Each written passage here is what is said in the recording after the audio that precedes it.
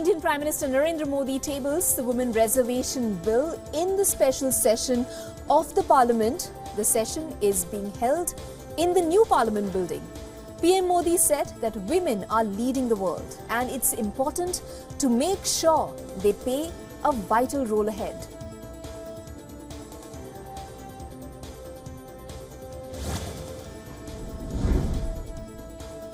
India's old Parliament building, which was built by the British, now gets a new name, the Samvidhan Sadan or the Constitution House.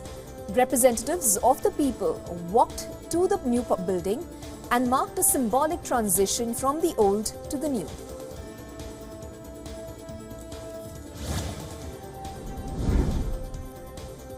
Hours after Canada accused India for the alleged killing of a separatist leader and asked for a senior Indian diplomat to leave Canada, India has ordered a senior Canadian diplomat to leave India. The expulsion comes in light of Prime Minister Justin Trudeau's statement alleging an Indian hand in the killing of the wanted Khalistani leader Hardeep Singh Nijjar.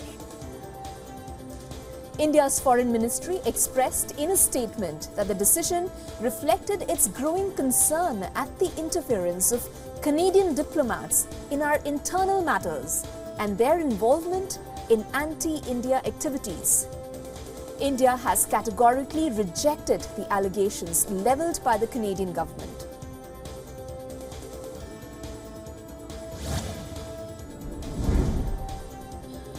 Russia claims that it attacked multiple Ukrainian targets, including an ammunition depot.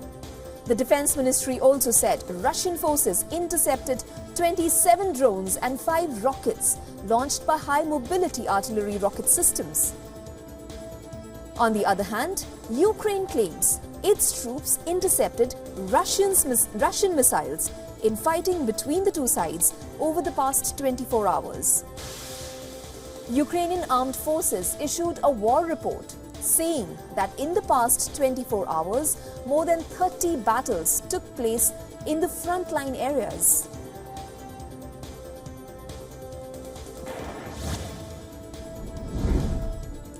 The world leaders meeting at the United Nations warned of the perils that the world faces unless it acts with urgency to rescue a set of 2030 development goals.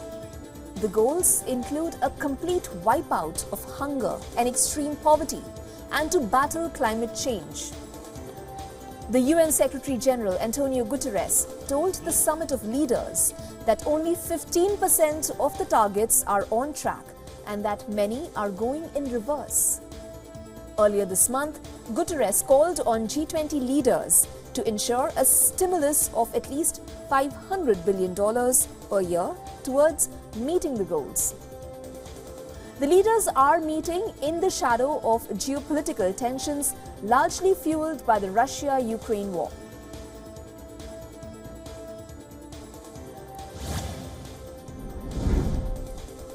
The US military has said that it finally found debris from a crashed F-35 fighter jet in South Carolina, a day after asking for the public's help in locating the wreckage.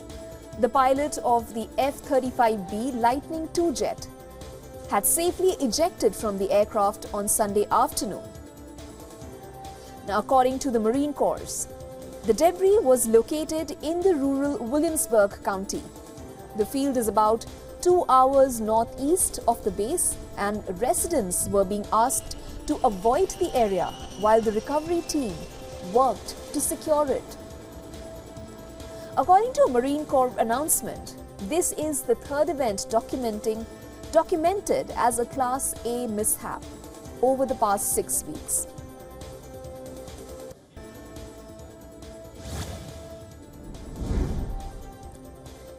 Members of the United Auto Workers entered the 4th day of strike at a Ford plant in Michigan. Union negotiators and representatives of General Motors, Ford, and Stellantis held talks over the weekend with the union workers. This strike has turned out to be one of the most ambitious US industrial labor actions in decades. This comes at a time when the approval of labor unions among Americans is at its highest point in decades.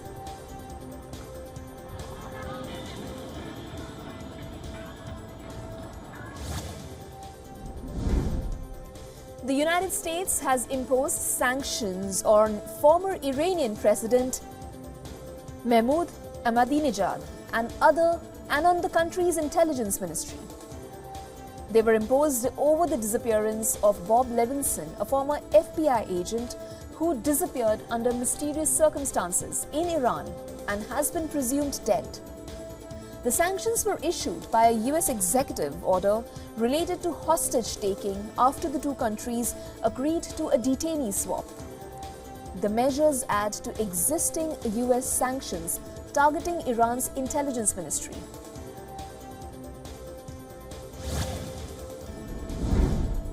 After arriving in New York City for the UN General Assembly meeting, Ukrainian President Volodymyr Zelensky visited wounded Ukrainian soldiers recovering at the university hospital.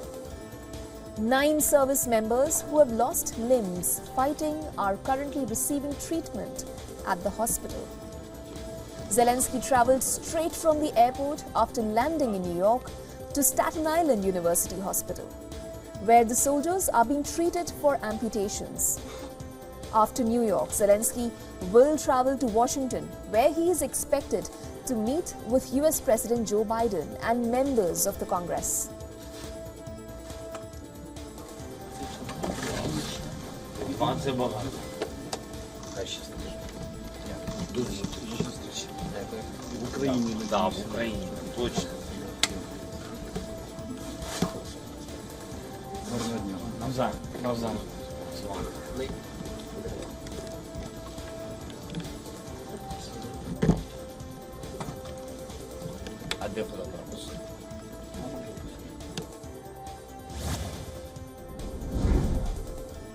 The United States and Iran freed 10 prisoners, 5 from each country, in a high-stakes, complex diplomatic deal brokered between the Islamic Republic of Iran and the Biden administration. The US government, in exchange, also unblocked the transfer of $6 billion in frozen Iranian oil funds that were held in South Korea. It was unclear whether the exchange might bring progress on the many issues that divide the two nations, which includes Iran's civil nuclear program. Iran's President Ibrahim Raisi said on Monday that the release of the detainees by Tehran was purely a humanitarian action, while Republican senators in the US have accused Biden of striking a deal that will only encourage Iran to keep hostage-taking as a central part of its diplomatic arsenal.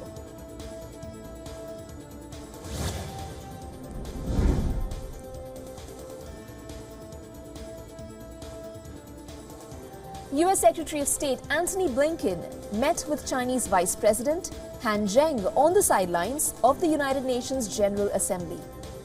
Now, this comes as the world's 2 largest economies have been holding a series of meetings to stabilize their strained relationship. The meeting between Blinken and Han is the latest in a series of high-level talks between United States and Chinese officials. This could lay the groundwork for a meeting between President Joe Biden and Chinese President Xi Jinping later this year. Neither Blinken nor Han explicitly mentioned whether such a meeting will materialize in their remarks.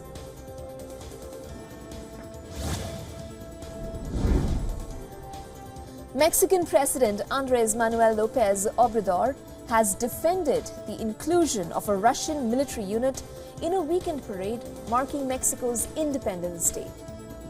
Ukraine's ambassador to Mexico and opposition politicians have blasted the decision to allow a Russian unit to participate on the parade. Mexico had faced sharp criticism from other nations as well. They allege that the country has given a platform to forces that invaded Ukraine. President López has sought to keep Mexico neutral in the war between Russia and Ukraine, at one point proposing peace talks. His government has backed some major UN resolutions criticizing Russia's role in the conflict.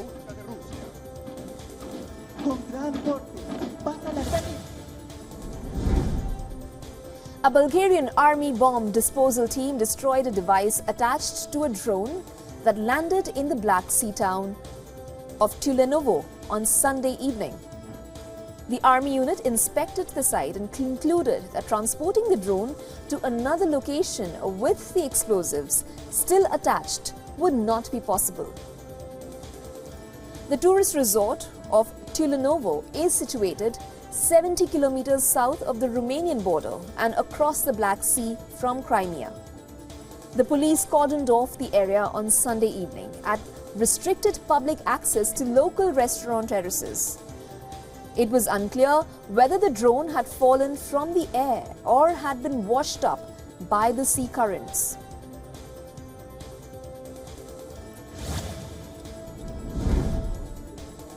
The Peruvian government has declared a state of emergency in 3 districts of the capital city hit by a spike in instances of crime. This measure allows the military to help enforce security. The emergency was declared in the districts of San Juan de Lurigancho and San Martin de Porras, both in the capital city of Lima, and in the northern district of Talara. The police have reported attacks in San Juan, where a grenade was thrown into a nightclub, along with another blast that left at least 15 people injured. According to reports, the number of crimes reported in the capital city of Lima rose to over 160,000 last year, as compared to 120,000 in the year 2021.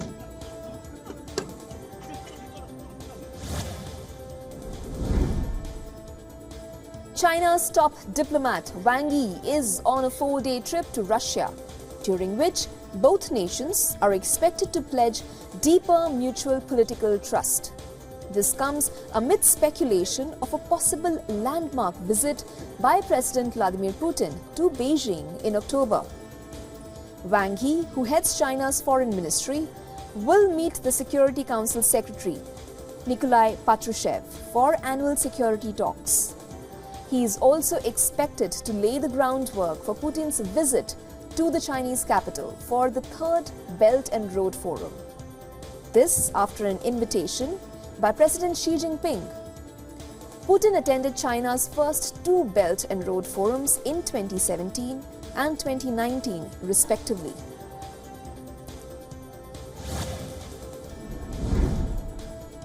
At least 24 people have been killed after a bus in Peru veered off a mountainous road and plunged down a slope. The bus was traveling in the south-central part of the country when it crashed during the wee hours. Local media reported that the bus slipped several times as it tumbled down the rugged mountain terrain. Peru's transportation authority, Sutran, issued a statement on Monday offering condolences to the dead and pledging to probe what happened. Monday's crash is the latest deadly incident on Peru's precarious roadways, many of which have been built on the steep terrain of the Andes Mountains.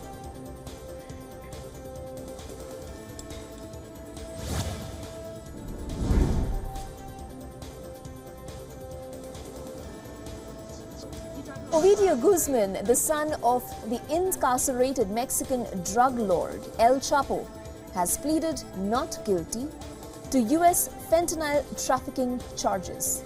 The 33-year-old Guzman made the plea while appearing before a federal court in Chicago 3 days after extradition from Mexico. Now, Guzman is one of El Chapo's 4 sons and inherited his father's criminal and trafficking empire after the latter was convicted on murder and drug charges in 2019. El Chapo is currently serving life sentence in a supermax prison in the state of Colorado. Despite the extent of his crimes, Guzman will not receive capital punishment after the prosecutors agreed to not pursue the penalty as part of extradition negotiations with Mexico.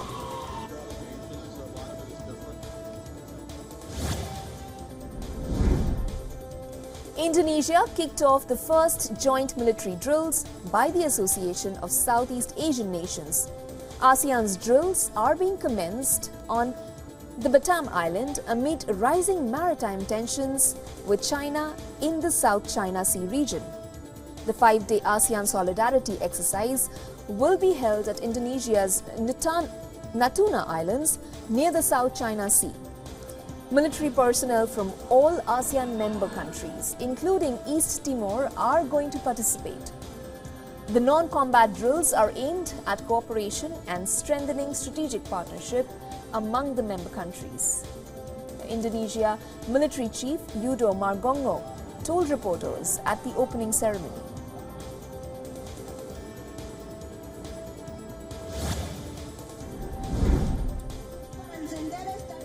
Hundreds of Guatemalans gathered in support at a rally held by President-elect Bernardo Arevalo. Arevalo and his supporters asked the Supreme Court to remove Attorney General Consuelo Porras and 2 other officials. The protests are the latest episode in a tug-of-war between Arevalo and state authorities. Earlier, authorities repeatedly moved to act against the politician and his party after he unexpectedly won a presidential election last month.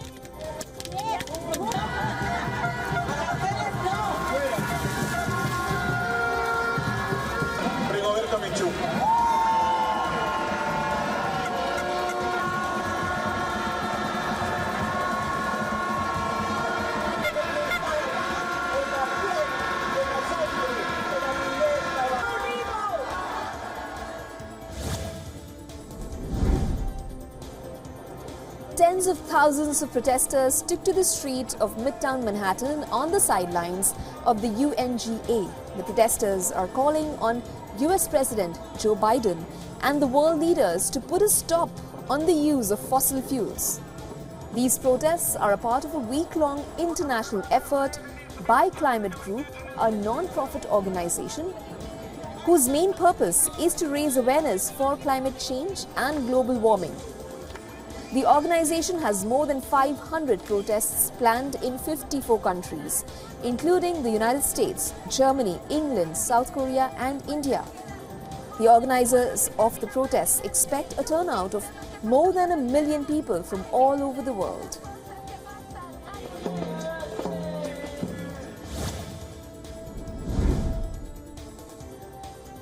To warn against the ever-increasing threat of global warming, 3 giant-sized fried eggs were seen dotted around Brazil's largest city of Sao Paulo on Monday. This comes after the city is bracing for a heat wave that can witness temperatures reach a seasonal record in the upcoming days.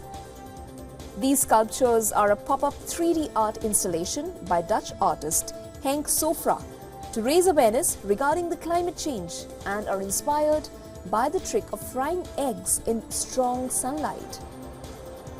As the southern hemisphere is heading into summers, the city is expected to see temperatures to peak around 37 degrees Celsius in the upcoming days.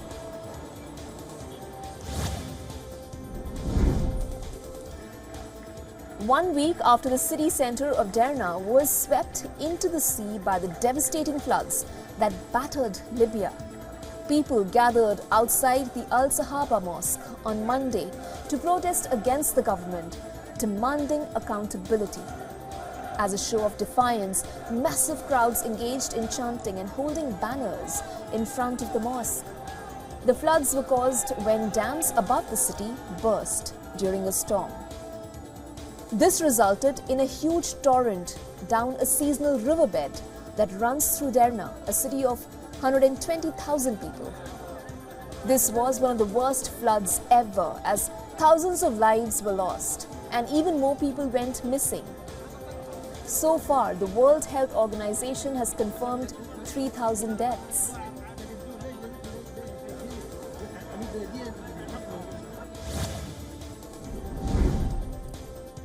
An ancient Guatemalan city, once occupied by Mayans, has been listed as a World Heritage Site by the UNESCO. This has become the 3rd site in Guatemala to be listed as a World Heritage Site. The city of Takalikabaj, also known as the City of the Light of the Southern Coast, dates back to the Mesoamerican civilization known as Olmec. The city was considered as one of the most important cultural and economic centers during the pre-Columbian times. It is situated along the slopes of the volcanic chain that runs along the Pacific coast and is 600 meters above sea level.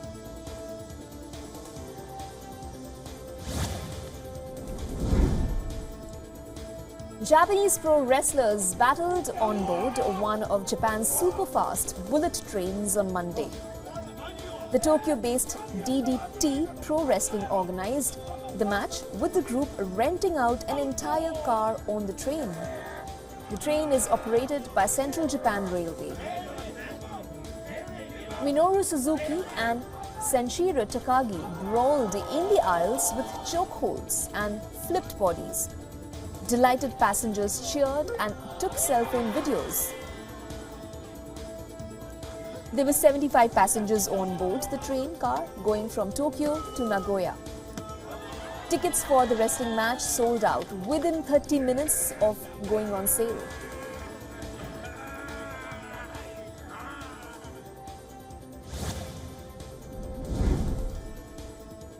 Reports suggest YouTube has suspended adverts on Russell Brand's online videos after accusations of sexual assaults involving the British actor and comedian Brand, once one of Britain's most high-profile comedians and broadcasters, has over 6 million subscribers to his YouTube channel. The 48-year-old has denied having non-consensual sex after he was accused by 4 women of sexual assaults, including a rape, between 2006 and 2013.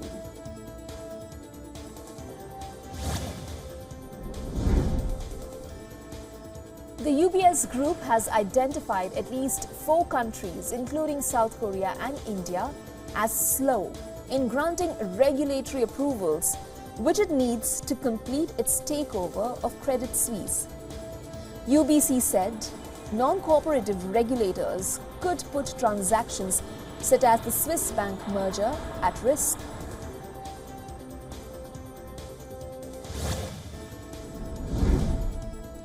Reports suggest online platform X could introduce a monthly fee for all users, citing the need to cut down on bots.